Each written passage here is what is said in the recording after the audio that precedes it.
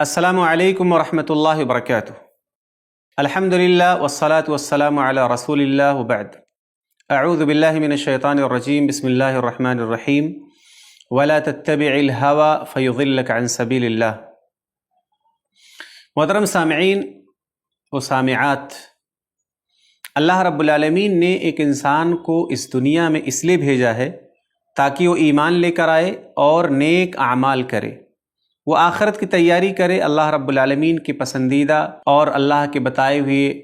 راستے پر چلے۔ لیکن ہم دیکھتے ہیں سماج میں کہ ایک بہت بڑی تعداد ایسے لوگوں کی ہے جو ایمان سے ہٹ کر کفر کے راستے پر چل رہے ہیں، شکر گزاری کے بجائے ناشکری کی راہ پر چل رہے ہیں، محنت اور کد و کاوش کے بجائے انتہائی کاہل اور لاپرواہ زندگی گزار رہے ہیں۔ لوگ لذتوں کے پیچھے پڑے ہوئے ہیں، آخرت سے غافل ہیں۔ ایسا کیوں ہے؟ اس کی بنیادی وجہ یہ ہے کہ ایک انسان اپنے نفس کی خواہشات کو پورا کرنے کی وجہ سے اور اپنے نفس کی جو چاہتے ہیں، اس کی جو آرزویں ہیں، اس کو پورا کرنے کی وجہ سے، اس کی اتباع کی وجہ سے انسان راستے سے بھٹک جاتا ہے۔ اگر ایک انسان یہ چاہتا ہے کہ وہ اللہ کی جنت میں داخل ہو جائے، وہ صراط مستقیم پر چلتا رہے، وہ صراط مستقیم پر قائم رہے، ثابت قدم رہے، تو کرنے کا جو سب سے بڑا کام ہے وہ یہ ہے کہ ہم اور آپ اپنے نفس پر کنٹرول کرنا سیکھیں، اپنے نفس کو اس کی خواہشات کے ساتھ روکنے کا ہنر جانیں۔ اگر آپ اور ہم یہ سیکھ لیں کہ اپنے نفس کو کیسے روکنا ہے، اس کی خواہشات کو کیسے مینیج کرنا ہے، تو انشاءاللہ ہمارے لیے ہدایت کا، خیر کا، بھلائی کا، صحت کا، سعادت کا، سلامتی کا ایک راستہ کھل جائے۔ اسی لیے اللہ رب العالمین نے قرآن کریم میں اپنے نفس کو اس کی خواہشات سے روکنے کی تعلیم دی اور ایسے شخص کو جنت کی بشارت سنائی ہے جو انسان اپنے نفس کی بری خواہشات پر کنٹرول رکھتا ہے، اسے روکنا جانتا ہے۔ اللہ رب العالمین نے ارشاد فرمایا، وَأَمَّا مَنْ خَافَ مَقَامَ رَبِّهِ وَنَهَى النَّفْسَ عَنِ الْهَوَىٰ، کہ جو شخص اپنے رب کے سامنے کھڑے ہونے سے ڈرے اور اپنے نفس کو اس کی بری خواہشات سے روک دے، تو ایسے آدمی کا ٹھکانہ اللہ کی جنت ہے۔ لیکن اس کے بالکل برعکس اللہ رب العالمین ایسے شخص کو سب سے بڑا گمراہ قرار دیا ہے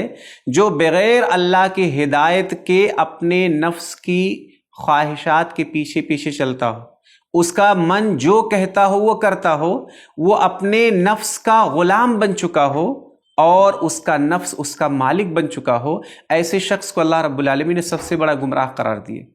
فرمایا وَمَنْ أَضَلُّ مِمَّنِ اتَّبَعَ هَوَاهُ بِغَيْرِ هُدًى مِّنَ اللَّهِ، کہ اس شخص سے بڑھ کر گمراہ کون ہو سکتا ہے جو اللہ رب العالمین کی جانب سے ہدایت کے بغیر اپنے خواہشات نفس کی اتباع کرتا ہو۔ تو میرے بھائیوں،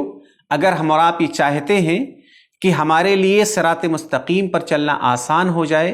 ہمارے لیے جنت کی راہ پر چلنا آسان ہو جائے، ہمیں وہ سارا خیر ملے جو خیر ہمیں چاہیے، علم کی شکل میں، عمل کی شکل میں، اللہ رب العالمین کی رضامندی کے کاموں کی شکل میں، تو ہمیں جو سب سے بڑا کام کرنا ہے وہ یہ ہے کہ ہمیں اپنے آپ پر، اپنے نفس پر کنٹرول کرنا آنا چاہیے۔ اگر آپ نے یہ سیکھ لیا، اگر آپ نے اس ہنر کو جان لیا، تو انشاءاللہ آپ کے لیے برائیوں سے بچنا، فتنوں سے بچنا اور خیر کے کام کرنا بہت ہی آسان ہو جائے گا۔ اللہ رب العالمین نے قرآن کریم میں حضرت داؤد علیہ السلام کو خطاب کرتے ہوئے فرمایا کہ اور تم خواہشات نفس کی اتباع مت کرو، ورنہ کیا ہوگا کہ یہ خواہشات نفس کی اتباع تمہیں اللہ کے راستے سے بھٹکا دے گی۔ گویا اتباع نفس، اتباع ہوا، خواہشات کے پیچھے پیچھے چلنا، یہ ایک انسان کو اللہ کی راہ سے بھٹکا دینے والی چیز ہے، گمراہ کر دینے والی چیز ہے۔ لہٰذا ہم اور آپ اگر اس کو تفصیل سے دیکھنا چاہیں تو ہم اور آپ اس پر غور کریں تو پتہ چلے گا کہ ہمارے عقیدے کے جو معاملات ہیں، جو عمل کے معاملات ہیں، جو صحت کے معاملات ہیں، سب کے پیچھے جو بڑا سبب اور بنیادی وجہ ہے وہ یہ ہے کہ ہمیں اپنے نفس پر کنٹرول نہیں ہے۔ ایک انسان کو علم کی ضرورت ہے، عقیدے کا علم سیکھنا ہے، وہ نہیں سیکھتا ہے۔ کیوں؟ کیونکہ علم کے لیے جو مجلسیں لگتی ہیں، اس میں بیٹھنا، اس میں پڑھنا، محنت کرنا، یاد کرنا، اس کو سمجھنا، اس میں جو مشقت ہے نفس کو پسند نہیں،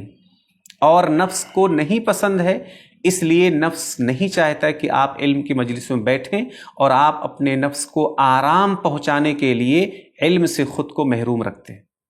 اسی طرح سے ایک آدمی کے لیے نماز فجر پڑھنا فرض ہے،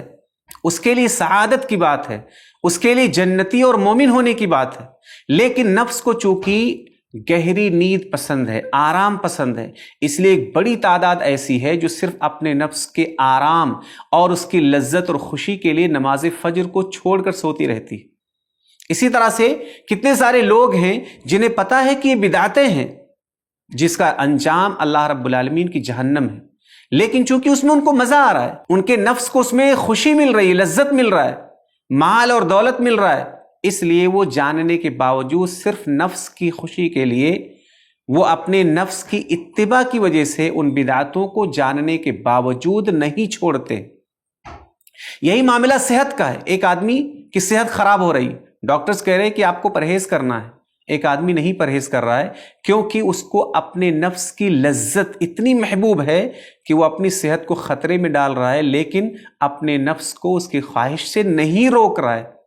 تو میرے بھائیوں، جو سیکھنے کی چیز ہے وہ یہ ہے کہ ہمیں اپنے نفس پر کنٹرول کرنا، اپنے نفس کو روکنا، اپنے نفس کو ایسی چیزوں سے روکنا جو آپ کے دین کے لیے، آپ کے آخرت کے لیے، آپ کے عقیدے کے لیے، آپ کی صحت کے لیے نقصان دہ ہے، ہمیں اسے روکنا آنا چاہیے۔ اور یہی بہادری ہے، یہی سمجھداری ہے، یہی سعادت ہے، یہی کنٹرولنگ آپ کے دنیا اور آخرت کی بھلائی کو پانے کا ذریعہ ہے۔ اللہ تعالیٰ سے دعا ہے کہ اللہ رب العالمین ہم سب کو اپنے نفس پر کنٹرول کرنے کی